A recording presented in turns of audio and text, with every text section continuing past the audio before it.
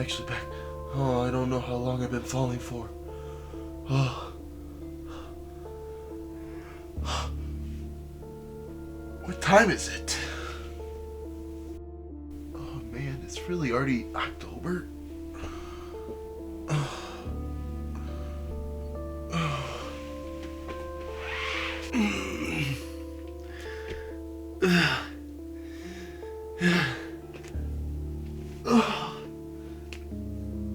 Goosebumps Horrorland.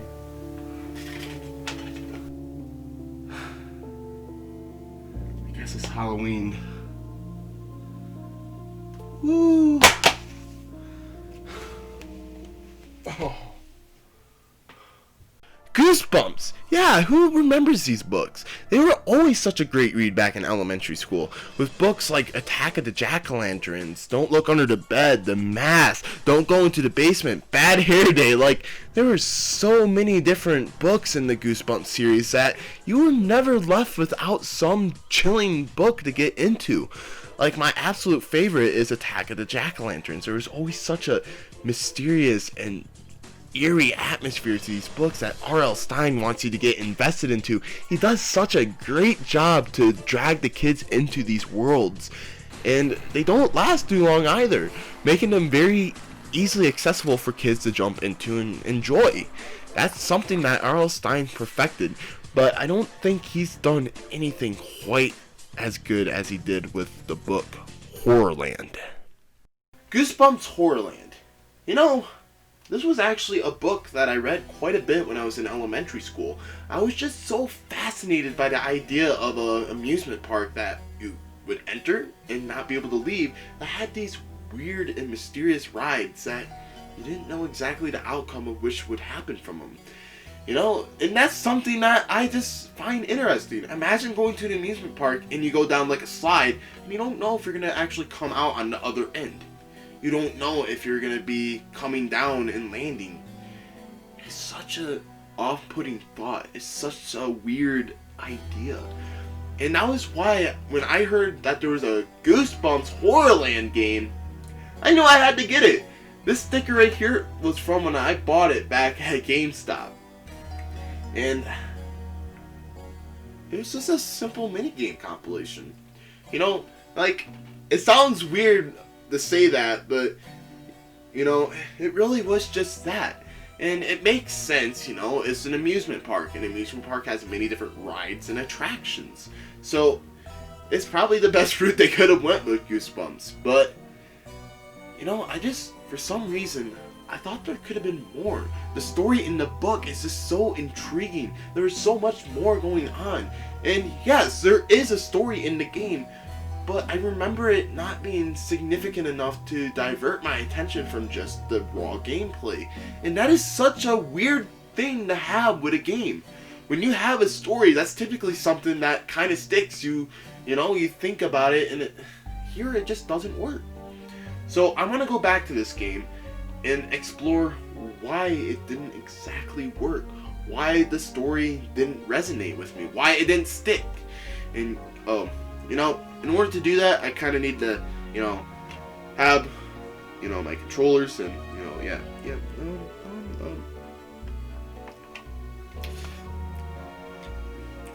I'm sorry, dude. I need these. Thank you.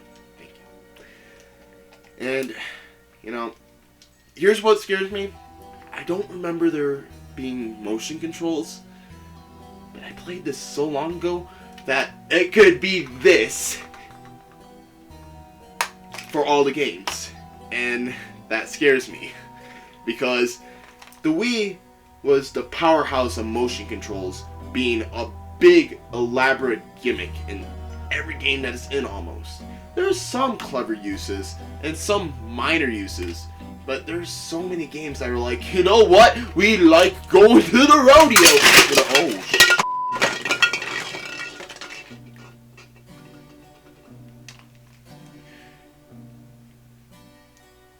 That's why I don't like motion controls, guys. That's why I'm hoping this game doesn't happen, so why don't we pop this in?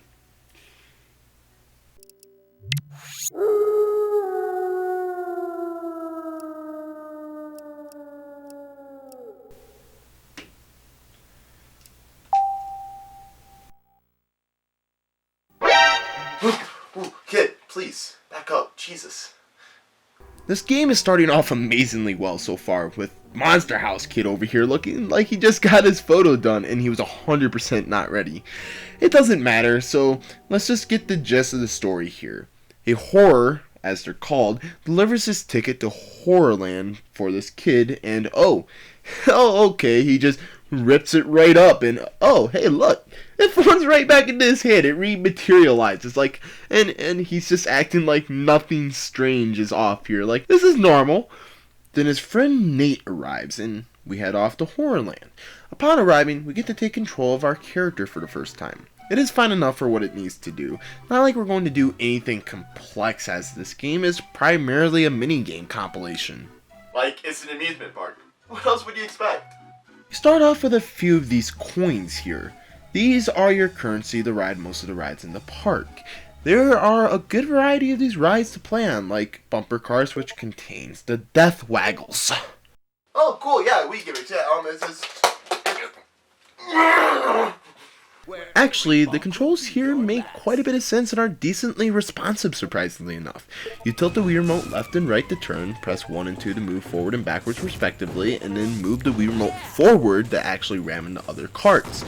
The more that you ram into other carts, the more points you will get, and the more points that you get, the more frights you will earn. Frights are the main collectible that you will be using to unlock new areas to explore, even being used as a gate to enter games on top of the money you will need to even play them.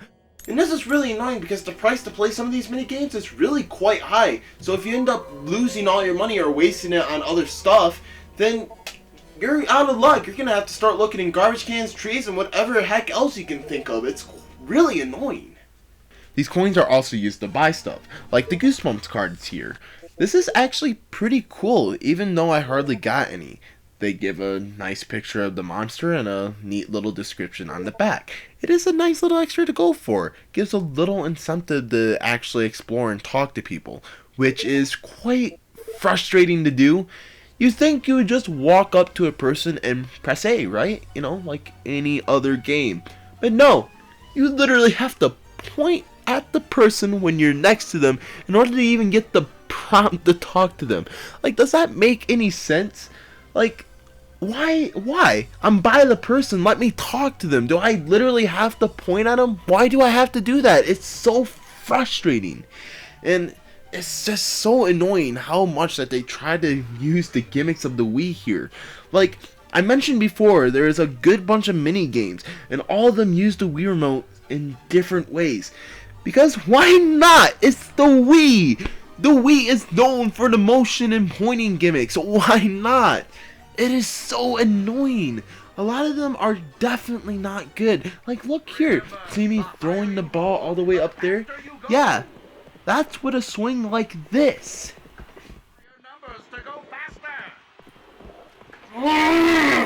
The game just keeps having a stroke every time I try to roll the ball, and it just doesn't know what to do. So it's like either very short or, oh, there's the ball going all the way over there. I'm surprised I even got a freaking second place in this freaking attraction.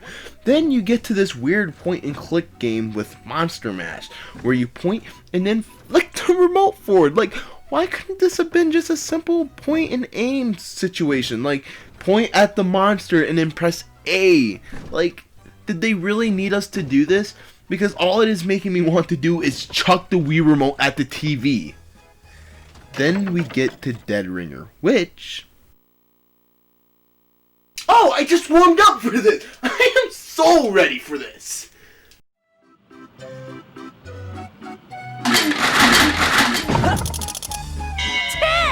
Dead Ringer! Yes! I might have destroyed a few things to get that, but first try! Oh, no pinching, huh? What if I want to, though? Okay. It really isn't much more than this. You get to go from many different minigames like Batting Cage, a very punny name, to Putt-Putt Golf, which half the time does this.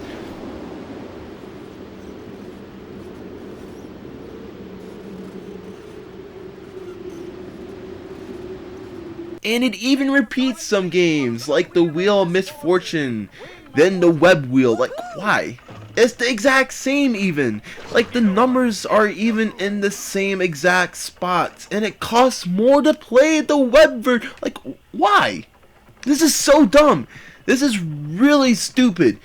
Did they actually think that kids would just forget about previous games that they played? Like, come on. Oh, and look, more story. Okay, Nate is dumb, and oh look, Nate is gone. Oh well, guess it's time for more games.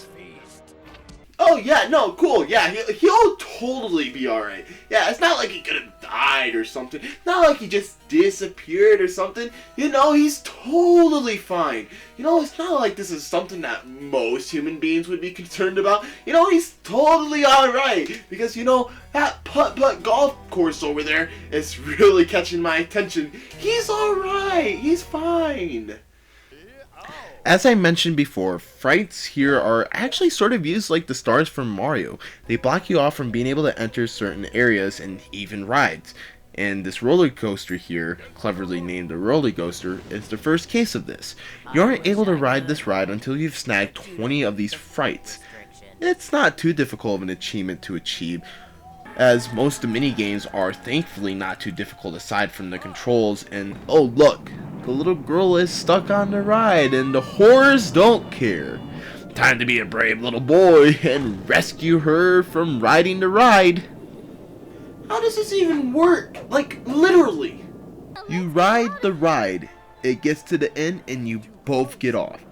Couldn't the horror just keep the ride going or even just keep the girl locked in her seat? Yet here she is, just walking willy-nilly out. Like, this makes no sense. Then the freaking horror that operated the ride comes running out after. Like, didn't you just have to let her out? Why did you not just keep her in? We ended up getting away from the horror in such a stupid way. Like, look at this. We didn't even really hide. And the horror's just like, I'm just gonna keep running forward. I'm not even gonna look behind me. I'm just gonna keep going forward as if they were running forward. And then, like, look. If you notice when you went up the ramp, there's only one way through. So where did the horror run off to allow us to get away? Like, think about it. That's so dumb. Like, it just makes no sense. But that's not even the big problem here, alright? You see, we end up learning that we're stuck in Horrorland, as I said. Don't worry, as the thing that solves this is we go and get all the pieces to our ticket. Then we can exit the park. Alright, so you're telling me that in order to leave this park, I have to go around collecting pieces of the ticket that I used to get into this park that was nonchalantly torn up by this horror at the freaking entrance? Yet, there's so many different fences and such that I can climb over in the very first area that I just don't care to try climbing over? Okay, sure, that makes a lot of sense. Okay, fine. So here we are traveling around the whole park collecting these different ticket pieces in these zones. Oh yeah, I might want to mention that the park is separated into 5 different areas. The Carnival Screens, Vampire Village, Fever Swamp, Mad Labs, and Terror Tombs, with all the minigames matching the theme of the area that you're in. Even though that most of the minigames are basically copied between one another. As I was saying though, this is where we actually start to see some story progression. Yeah, this is something I didn't remember doing. I don't really remember the story of this game. I just remember there being an opening and ending scene. So this is definitely more than I was expecting. So we get to go around the park looking for these ticket pieces, who is always hiding at the carriage, by the way. She somehow knows when we are near a piece. So, like, why? How does she know? She's a wizard? Like, what? Like, this makes no sense. Like, okay, sure. Like, whatever, alright? If it's to escape, then so be it. This is where we actually get to learn what the sneak button is finally for. As I noticed this at the beginning of the game, you could walk slower. So, it is meant to do this. You get to go up to a horror place by sneaking up to them, and you do the one thing that has been posted everywhere not to do. Pinch them.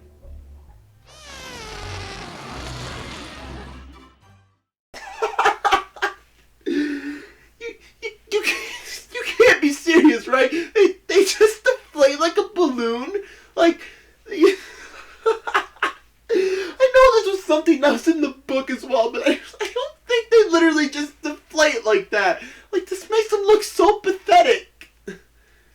Okay, so let's go over here and Nate! He's alive! And we were just remembering him. Like, okay. Hi, Nate. How you doing? He's basically just here. He doesn't really serve anything to the story, you know? But, okay, here's Nate. Hi. After spending some time collecting these pieces, we run into a new obstacle. You have to enter into this place here, yet we aren't able to unless we are one of the horrors. This is quite a bit of a problem, but luckily Gigi suggests that we buy a mask from the face-off shop. Cool! So let's go over there and 100 coins! For a mask? Okay, well, whatever. I guess let's just start going collecting coins and... Oh, cool. 1 coin here. Well, let's try here and another one coin. This happened with me for so long. I would go to one spot, 1 coin there. Go to another spot, 1 coin there. And I just absolutely refused to go into a minigame. I just didn't want to play a minigame at this point because I was getting kind of burnt out on them. I wanted to focus on the story. So I figured I'll just collect objects from the, you know, garbage cans and such. But no, they punish you for doing that. Like, come on, couldn't you have increased the coin amount a little bit, like 2? That would make it not as redundant. It would make it more enjoyable. Cut the work in half. It would be much more consistently fun if the coins weren't such a big problem half the time.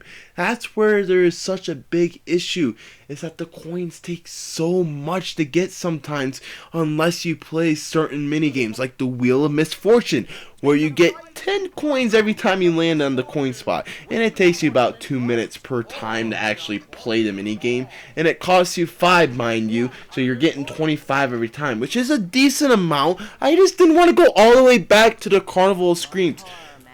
Okay, I finally get enough coins, so I go and get the mask, and wow, we really turned into one of these horrors. Wow, my god, the run speed in this game was already a little slow to my likings, but now, man, it took forever to just get over to the door here.